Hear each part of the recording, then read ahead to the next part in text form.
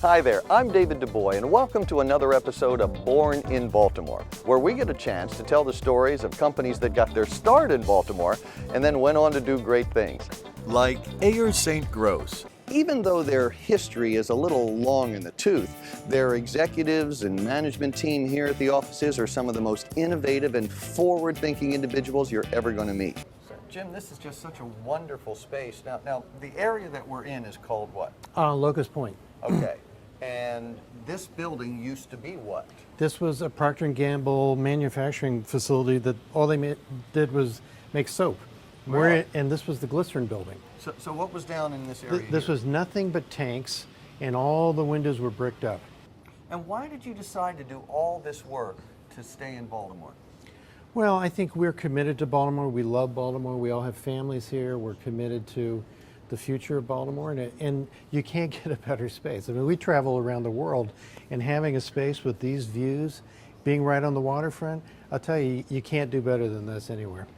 Lex, let me introduce you to David DeBoy. How are you, sir? Hi, David. Very nice to meet you. Same here. All right, Jim, thanks a bunch. Thank you. All right, thank you, sir. Have a seat. So, Lou, they tell me you're the guy who's been here for 120 years. Is that about right? That's right. With Abe Lincoln. That's right, it's a very early firm. So the firm started in 1912. Right. And what was it called back then? It was Sill Buckler Fenhagen. And this big drawing right behind us here, that architectural rendering there, that's the design that really started the original firm, right? What's that design for? That's a design for the Federal Reserve Bank.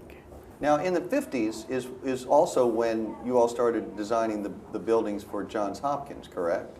Yes. So Shriver Hall Right. and the library as well? Right. The Shriver Hall, this picture in back of me, is a competition that was won by Dick Ayers. Right. Now, besides the structural classes, tell me what else they do here in the building. So what we'll do is when they come back, we'll take all of their projects that they've worked on throughout the semester, and we'll pin those up on the wall, and they'll come and they'll actually present their projects to our employees. So I just want to know how much trouble they're going to get in back there. How high do they actually get? I know, and how many jelly beans get eaten. Yeah. Well, that's the key. Yeah. We're speaking with Luann Green. Luann represents the next generation of Ayer St. Gross, and is really working on the strategic plan for the future of the company. Have I sort of got that right? Yes, that's right. It's been a really exciting process to look out into the future and see what's next for us.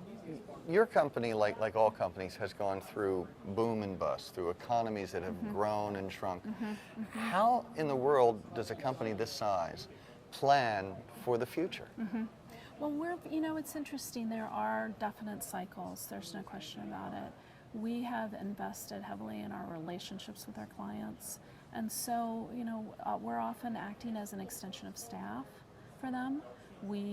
Their problems are our problems, and so you tend to see them coming, shifting, changing, coming back again. So for instance, over the last 15, 20 years, an enormous amount of construction was built, and just an amazing period of economic vitality and development in the built environment.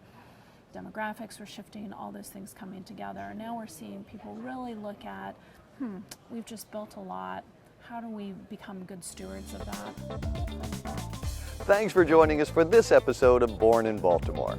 Oh, by the way, if your company got its start in Baltimore, contact us at the information on the screen, and we'll get our camera crew together and we'll come over to your place and tell your story.